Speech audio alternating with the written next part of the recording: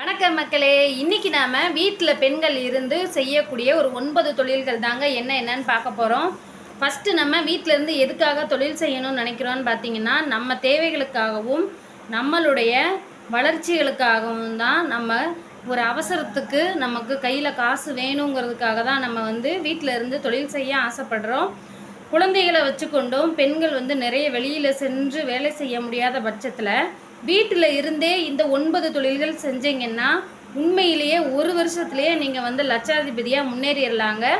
அந்த மாதிரியான வீடியோக்கள், அந்த மாதிரியான ஒரு வேலைவாய்ப்பு தான், ஒரு 9 வேலைவாய்ப்புகளை இந்த வீடியோவில் நம்ம பார்க்க போகிறோம். ரொம்பவே பயனுள்ளதாக இருக்கும். தயவுசெய்து ஸ்கிப் பண்ணாமல் பாருங்கள். அப்போ தான் நீங்களும் உங்கள் வாழ்க்கையில் முன்னேறதுக்கு ஒரு சின்ன ஒரு ஐடியாவாவது இதுலேருந்து உங்களுக்கு கிடைக்கும். நீங்கள் யார் கையோ எதிர்பார்க்காம உங்கள் தேவைக்கு உங்கள் பூர்த்தி செய்ய, உங்களுடைய அடிப்படை தேவைகளை கூட நீங்கள் அடுத்தவங்க கையை நம்பியே இல்லாமல் ஒரு அவசரம் ஆஸ்திரத்துக்கு நீங்கள் உங்கள் கையில் இருந்து செலவு பண்ணிக்கலாம். அதுக்கான ஒரு 9 முத்தான தொழில்களை நம்ம இந்த வீடியோவில் பார்க்க போகிறோம்.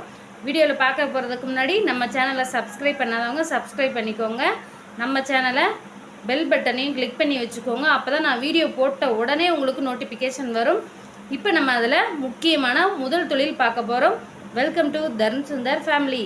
வாங்க வீடியோக்குள்ளே போகலாம். முதல் தொழில் என்னன்னு பார்த்தீங்கன்னா பேக்கிங். இப்போ நம்ம முந்தி தான் பேக்கரியில் போய் கேக்கெலாம் வாங்கி சாப்பிட்டுக்கிட்டு இருந்தோம். இப்போ அந்த காலம் போய் நிறைய பேர் வீட்டிலேயே கேக்கு செஞ்சு சாப்பிட்ற அளவுக்கு முன்னேறிட்டாங்க. ஒரு மைக்ரோவேவ் அவன் இருந்தால் போதும், நிறைய கேக்கெல்லாம் வெரைட்டியாக யூடியூப்லேயே போடுறாங்க. அந்த மாதிரி நீங்களுமே பார்த்து கற்றுக்கிட்டு ஒரு தொழில் செய்வதற்கான வாய்ப்புகள் இந்த பேக்கிங்கில் நிறையவே இருக்குங்க. முன்னாடிலாம் பார்த்தீங்கன்னா நார்மலாக மைதா கேக் மட்டும்தான் சாப்பிட்டுக்கிட்டு இருந்தாங்க. இப்போ அதுலேயே ஃப்ரூட்ஸ் எல்லாம் போட்டு கேக் செய்கிற மாதிரி நிறையவே ஆப்ஷன் வந்துருச்சு. இப்போ உதாரணத்துக்கு பார்த்தீங்கன்னா, நம்ம முன்னாடிலாம் மைதா மாவில், கடலை மாவில் செய்யக்கூடிய ஸ்வீட்டு தான் அதிகமாகவே சாப்பிடுவோம். இப்போ ட்ரெண்டிங்காக என்ன இருக்குதுன்னு பார்த்தீங்கன்னா, மக்கள் ஆரோக்கியமாக இருக்கிறது எப்படின்னு ரொம்பவே விழிப்புணர்வு ஆயிட்டாங்க. அந்த ஹார்ட் அட்டாக்லாம் வர்றதை பற்றி யாருக்குமே எதுவுமே தெரியாமல் இருந்துச்சு. இந்த கொரோனா பீரியடுக்கு அப்புறமா மனுஷங்க நம்ம உடல்நிலையை நம்ம எப்படி பார்த்துக்கணும், ஆரோக்கியமாக பார்த்துக்கணும், எதை ஆரோக்கியமாக சாப்பிடணுங்கிறதுல ஒரு தெளிவோடு இருக்காங்க. தேடி தேடி அலைஞ்சிக்கிட்டு இருக்காங்க. இந்த மாதிரி ஆரோக்கியமான உணவு நம்ம சமைக்க முடியலைனாலும் எங்கே கிடைக்குதுங்கிறத தேடுறாங்க. இந்த விதத்தில் நாம் ஒரு நவதானியத்தில் லட்டு செய்கிறாங்க. இந்த மாதிரி ஒரு பழங்களை வச்சு லட்டு செய்கிறாங்க. பலாப்பழத்தில் கேசரி செய்கிறாங்க. இந்த மாதிரி ஒரு ஸ்வீட் ஐட்டமே நிறைய ஒரு நவதானியங்கள், சிறுதானியங்களை வச்சு நிறைய செய்கிறாங்கங்க. பாசிப்பயிறு உருண்டை, பாசிப்பயிறு லட்டு. இப்போ பேக்கரிக்கு போனோம்னா இந்த மாதிரி நிறையவே கிடைக்குதுங்க. இதே மாதிரி நீங்களும் வீட்டில் இருந்து இந்த ஒரு தொழிலை செய்யலாம். இதை ஆர்டர் கூட பிடிச்சி நீங்கள் செய்யலாம். உங்கள் ஊரில் உள்ள லோக்கல் பேக்கரியில் கூட நீங்கள் இந்த மாதிரி கேட்டு செஞ்சு கொடுக்கலாம். அப்புறம் பார்த்தீங்கன்னா நிறைய பேருக்கு இந்த பெட்ஸை பார்த்துக்க டைம் இல்லை. அதாவது வீட்டில் இருக்கக்கூடிய அந்த நாய், பூனைகளுக்கு உணவு கொடுக்கக்கூடிய அந்த டைமிங் இல்லை உங்களுக்கு. நிறைய பேர் வாங்கி தான் கொடுக்குற மாதிரி இருக்குது. நீங்கள் அந்த அனிமல்ஸுக்கு கூட ஃபுட்டு தயார் பண்ணி நீங்கள் டெலிவரி எடுத்து செய்யலாங்க. நாய்க்கு பார்த்தீங்கன்னா பிஸ்கட் நிறையவே காஸ்ட்லியாக விற்கிது. நம்ம அதை எப்படி செய்யலான்னு வீட்டிலையே செஞ்சு நம்ம ரொம்ப கம்மியான விலைக்கு கொடுத்தோம்னா நம்மக்கிட்ட நிறைய பேர் விரும்பி வாங்குவாங்க. எப்படியும் நமக்கு தெரிஞ்சு நம்ம தெருவில் ஒரு 10 நாயாவது வீட்டில் வச்சுருப்பாங்க.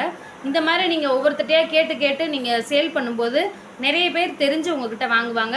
ரெண்டாவது தொழில் என்னன்னு பார்க்கலாம். ரெண்டாவது தொழில் பார்த்தீங்கன்னா கோச்சிங் கிளாஸ். ஃப்ரெண்ட்ஸ், கோச்சிங் கிளாஸ்னால் என்னன்னு பார்த்தீங்கன்னா, இப்போ நமக்கு தெரிஞ்ச ஒரு டான்ஸோ இல்லை ஒரு கராத்தே, சிலம்பம், என்ன நமக்கு கோச்சிங், நம்ம இப்போ ஒரு மேக்ஸ் நீங்கள் இன்ட்ரெஸ்டாக இருக்கீங்களா, மேக்ஸ் தெரியுமா, நீங்கள் இந்த மாதிரி கிளாஸ் எல்லாம் எடுக்கலாங்க. ஒன்லி ஆன்லைன் மட்டும் இல்லாமல் நீங்கள் வீட்டுக்கு போய் எடுக்கலாம். ஒருத்தருக்கு மட்டும் ஸ்பெஷலாக எடுத்தால் மாதம் ஒரு 1000 ரூபாய் 2000 ரூபாய் கிடைக்கும். உங்களுடைய ஃப்ரீ டயத்தில் இந்த மாதிரி நீங்கள் செய்யலாம். ஒரு டான்ஸு கற்றுக்கிட்டு சும்மா இருக்கிறதுக்கு அதை ஒரு கிளாஸாக எடுக்கலாம். நீங்கள் ஒரு பரதநாட்டியம் கிளாஸ், இந்த மாதிரி ஒரு பாட்டு கிளாஸு, இது நமக்கு என்ன தெரியுமோ அதை நம்ம ஒரு கிளாஸாக எடுக்கலாம். இந்த மாதிரி கூட சம்பாதிக்கலாம். உங்களுக்கு என்ன திறமை இருக்குதுன்னு பார்த்து நீங்கள் அதில் ஒரு கிளாஸ் எடுங்க. ஆன்லைன்லேயும் எடுக்கலாம், நீங்கள் வீட்டுக்கு போய் எடுக்கலாம். இப்போ நிறைய பேருக்கு டைம் இல்லை. அந்த குழந்தைங்களுக்கு ஒரு ஒரு திறமையை வளர்க்கணும்னு நிறைய பேர் நினைக்கிறாங்க. டிராயிங் இந்த மாதிரி நமக்கு இல்லாதது நம்ம பிள்ளைங்களுக்கு வரணும்னு நினைப்பாங்க. அந்த மாதிரி உங்களுக்கு என்ன திறமை இருக்கோ அதை வச்சு நீங்கள் ஒரு கிளாஸ் எடுங்க. முடிஞ்சால் கண்டிப்பாக அதை ட்ரை பண்ணுங்கள், நல்லா யூஸ் ஆகும். மூணாவது வந்து பார்த்தீங்கன்னா டிஃபன் சர்வீஸ். நான் இதை ஏற்கனவே கிராமத்தில் உள்ளவங்களுக்காக சொல்லியிருந்தேன், இப்போ நான் சிட்டியில் உள்ளவங்களுக்காக சொல்கிறேன்.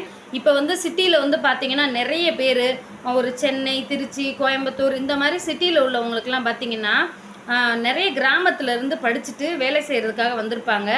இப்போ ஒரு காலேஜில் படிக்கிற பசங்களாக இருக்கட்டும், ஸ்டூடெண்ட்ஸாக இருக்கட்டும், ஒரு ஒர்க்கிங் போகிறவங்களா இருக்கட்டும், கேர்ள்ஸ் வந்து ஹாஸ்டலில் தங்கி படிக்கிறவங்களா இருக்கட்டும், அவங்களுக்கு வந்து ஃபுட்டு வந்து நம்ம வீட்டில் கிடைக்கிற மாதிரி இருக்கணும்னு எதிர்பார்ப்பாங்க. இவங்கெல்லாம் வந்து ஹோட்டல்லையே வாங்கி சாப்பிட்றது அவங்களுக்கு செலவும் ஆகும், கஷ்டமாகவும் இருக்கும்.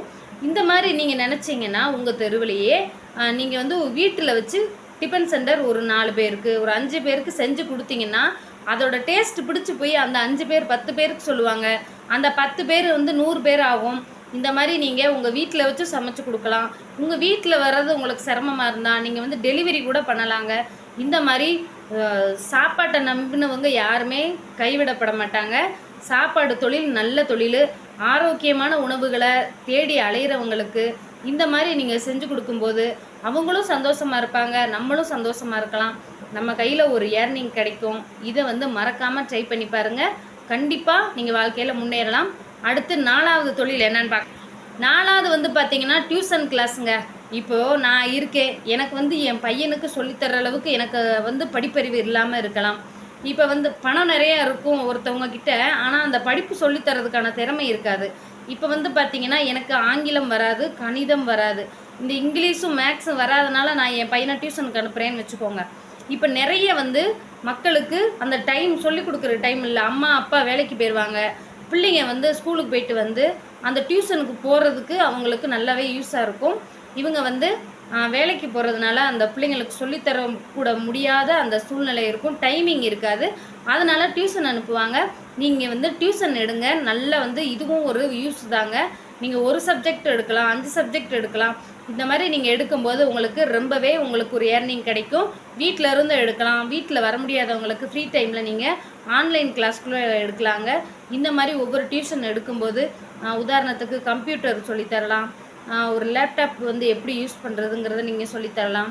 இந்த மாதிரி நம்ம அறிவுபூர்வமாக சொல்லித்தரும்போது நமக்கும் யூஸ், அவங்களுக்கும் யூஸ். அடுத்து 5வது டிப்ஸ் என்னன்னு பார்க்கலாம். 5வது வந்து அப்பாயின்மெண்ட் மாதிரி வாங்கி தர்றதுங்க. இப்போ நான் வந்து இந்த வேலை பார்க்குறேன் அப்படின்னா, நான் வந்து ஒரு கம்பெனிக்கு எனக்கு வந்து நீங்கள் இந்த இதுக்கு போகிறீங்களா, இந்த வேலைக்கு போகிறீங்களான்ட்டு அவங்கள வந்து சஜஸ்ட் பண்ணி உங்களுக்கு அப்பாயின்மெண்ட் வாங்கி தரேன், இந்த கம்பெனிக்கு போங்க அப்படிங்கிற மாதிரி உங்களுக்கு தெரிஞ்ச ஒர்க் ஃப்ரம் ஹோம் ஜாப்ஸை நீங்கள் வந்து உங்களுக்கு வந்து ஒரு ஃபேஸ்புக்கோ ஒரு ட்விட்டரோ இந்த மாதிரி இன்ஸ்டாகிராமோ யூடியூப்லேயே கூட நீங்கள் இந்த மாதிரி போட்டு ஜாப்ஸ் அவைலபிளாக இருக்குன்ட்டு நீங்கள் அவங்களோட கான்டாக்ட் நம்பர் வாங்கி அவங்களுக்கு ஒரு கம்பெனியிலேருந்து நீங்கள் அவங்களுக்கு வேலை வாங்கி தர மாதிரி. இது வந்து யாரும் செஞ்சுருக்க மாட்டாங்க, நீங்கள் வேணால் ட்ரை பண்ணி பாருங்கள். நிச்சயமாக இது உங்களுக்கு பயனுள்ளதாக இருக்கும். அடுத்து 6வது டிப்ஸ் என்னன்னு பார்க்கலாம். 6வது டிப்ஸ் முத்தான டிப்ஸுங்க. இது வந்து தையல் தொழில். நான் நிறைய ஒரு 2-3 வீடியோவில் சொல்லியிருக்கேன். தையல் தொழிலை நம்பினா நம்ம எப்போ வேணாமே பிழைக்கலாங்க. தையல் தொழில் நம்ம ஒரு கிழிஞ்ச துணியிலேருந்து தைச்சு, நான் ஏற்கனவே சொன்னேன், இது வந்து எனக்கு நல்லா அந்த நான் சொன்ன பாயிண்ட் ட்ரெண்டிங் ஆகிருக்குது. நம்ம வந்து கிழிஞ்ச துணி தைச்சு கூட ஒரு ரூபாயிலேருந்து சம்பாதிக்கலாங்க. கிழிஞ்ச துணி தைக்கிறதுக்கு 15 ரூபா 20 ரூபா வாங்கிட்டு இருக்காங்க. கிழிஞ்ச துணியிலேருந்து ஜாக்கெட் வரைக்கும் நம்ம நல்ல ஏர்னிங் சம்பாதிக்கலாங்க. சுடிதாரு, ப்ளவுஸு, நைட்டி ஓர் அடித்து கொடுக்குறது, கைலி ஓர் அடித்து கொடுக்குறது, ஒரு புடவையை புது புடவை எடுத்தால் ஓர் அடிக்க வருவாங்க. இந்த மாதிரி நீங்கள் அவங்களுக்கு தைச்சி கொடுத்து கூட சம்பாதிக்கலாங்க. தையல் தொழில் நம்ம இல்லாமல் ஒரு 4 பேருக்கு நம்ம நல்லா கற்றுக்கிட்டோன்னு வச்சுக்கோங்களேன், ஒரு 4 பேருக்கு எக்ஸ்ட்ரா நம்ம வேலை கொடுக்கலாம். அந்த மாதிரி நம்ம வேலை கொடுக்கும்போது அவங்களுடைய ஃபீஸும் நமக்கு கிடைக்கும், அவங்களுக்கு ஒரு சொல்லிக் கொடுத்த ஒரு சந்தோஷமும் இருக்கும். இதே மாதிரி நீங்கள் பெரிய ஒரு தையல் கிளாஸாகவே நடத்தலாம். இந்த மாதிரி கூட நம்ம ஏர்னிங் வந்து சம்பாதிக்கலாம். இன்றைக்கி ஒரு ப்ளவுஸ் தைக்கணுன்னா குறைஞ்சது 1000 ரூபா சொல்கிறாங்க. ஒரு 10 பேருக்கு தைச்சாலும் மாதம் 10,000 ரூபா ஆச்சுங்க. கல்யாண சீசன், தீபாவளி சீசன், பொங்கல் சீசன்னா சொல்லவே வேணாம், நீங்கள் தான் பணக்காரங்க. தையல் தொழிலை நம்பினவங்க கைவிடப்பட மாட்டாங்க. தயவு செஞ்சு ஒரு தையலை கற்றுக்கோங்க. நானுமே தையலை கற்றுக்க போகிறேன். உண்மையிலே மிஷின் வாங்கி போட்டு அதையுமே வீடியோ போடுறேங்க. அடுத்த டிப்ஸ் என்னன்னு பார்க்கலாம். அடுத்து 7வது டிப்ஸு வந்து சூப்பர் டிப்ஸுங்க. இதில் நமக்கு அவ்வளோவா வேலை இருக்காது, இருந்தாலும் இது ஒரு சூப்பரானது. பேபி சிட்டிங்னு சொல்லுவாங்க பார்த்தீங்களா, குழந்தை வளர்ப்பு. இப்போ வந்து ஒரு அம்மா அப்பா வேலைக்கு போயிடுறாங்க அப்படின்னா அவங்க வீட்டில் வந்து வயசானவங்க ரொம்ப வயசானவங்க இருப்பாங்க. அவங்கள பார்த்துக்கிறதுக்கே முடியாது, கஷ்டமாக இருக்கும். அந்த மாதிரி டயத்தில் நம்ம இந்த குழந்தைங்கள டேக் கேர் பண்ணி பார்த்துக்கலாம். குழந்தைங்கள மட்டும் பார்க்குறது இல்லைங்க, அழகாக அந்த பெரியவங்களுக்குமே நம்ம வந்து ஹெல்ப்பாக இருக்கலாம். இது வந்து எதுவுமே நீங்கள் அவமானமாக நினைக்காதீங்க. வந்து நம்ம திருடுறது, பொய் சொல்கிறது, தப்பான வழியில் போகிறது தாங்க கேவலம். இதை தவிர நம்ம எந்த வேலை வேணாலும் உழைச்சி செய்யலாங்க. இந்த மாதிரி ஒரு வயசானவங்களும் குழந்தைங்கள பார்த்துக்கிறதுக்கு கூப்பிட்டாலும் போங்க. அதில் இருக்கக்கூடிய சந்தோஷம் ரொம்பவே அழகானது. குழந்தைங்கள பார்த்துக்கும்போது ஒரு சந்தோஷம், பெரியவங்க அவங்க அனுபவத்தை சொல்லுவாங்க, அதில் ஒரு சந்தோஷம் கிடைக்கும். இது நமக்கு ஏர்னிங்காகவும் இருக்கும், ஒரு என்டர்டெயின்மெண்ட்டாகவும் இருக்கும். முடிஞ்சால் இந்த வேலையை ட்ரை பண்ணி பாருங்கள்.